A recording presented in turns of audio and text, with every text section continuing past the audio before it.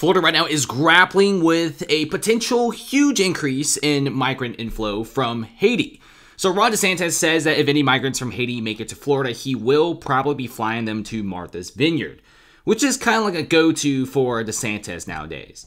Now, this is putting down a strong foot, saying that Florida would not be joining sanctuary cities like New York City, Denver, and Chicago, because frankly, I don't think Florida has the money or the capabilities to become a migrant city in the first place. And two, I don't think Florida wants to do this.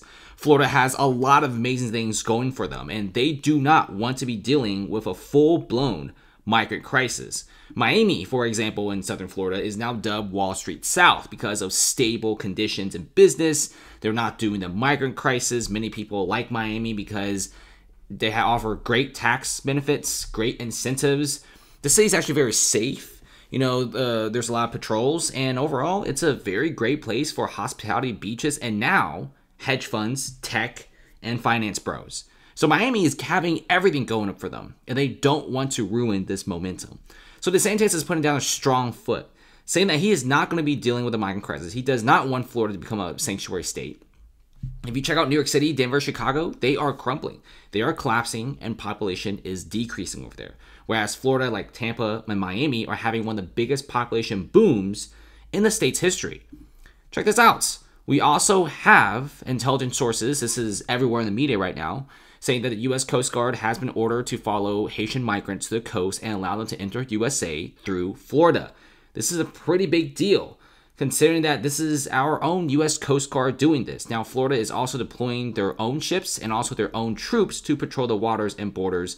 But like I said, Florida is a massive place, right?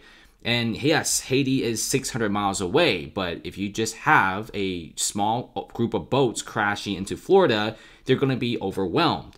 Florida border agents have been placed on high alert due to a potential massive inflow of Haitian migrants because there is a huge humanitarian crisis happening in Haiti. Gangs have taken over. There is almost like a civil war going on. If you guys see some footage in Haiti, it's crazy. It's scary, actually. And now there's an email to agents warning that a single landing could severely impact the station's operational capacity. Miami border officials are preparing for a massive increase of Haitian migrants. And like I said, Miami does not want to be a sanctuary city, and the rest of Florida don't want to be a sanctuary state either. And I think DeSantis really is making his point here. Any migrants coming to Florida will probably be sent to Martha's Vineyard or be deported back to Haiti, which is kind of like what they recently did with a boat they intercepted with 25 people on it. And if you look at what's going on, we are grappling with one of the biggest crises ever in U.S. history, the migrant crisis. And if you look at Florida Republicans are begging the Biden administration to allow some sort of Navy aid for the interception of Haitian boats and migrants. And many people are saying that the Biden administration will probably not allow this. But like I said, if you just tell Florida to spend a bunch of money on border patrol and ships, it's going to cost Florida a pretty penny. And Florida, like I said, wants to spend millions on business and companies and banking. But they can't do that if they're spending hundreds of millions of dollars patrolling the border. But that's exactly what Florida is doing right now. So get ready for a slower growth for Florida because they're going to be spending so much capital on this.